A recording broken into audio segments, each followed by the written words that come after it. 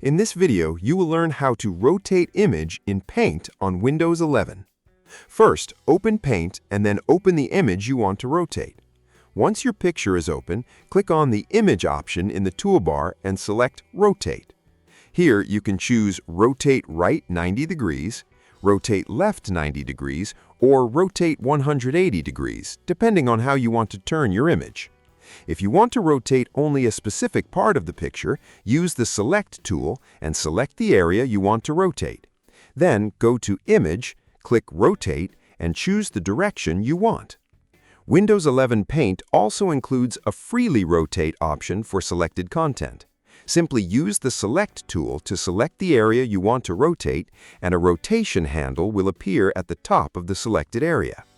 Click and drag that handle to freely rotate the selected part to any angle you want. When you are finished, click File and then Save, or use Save As if you want to keep the original image unchanged.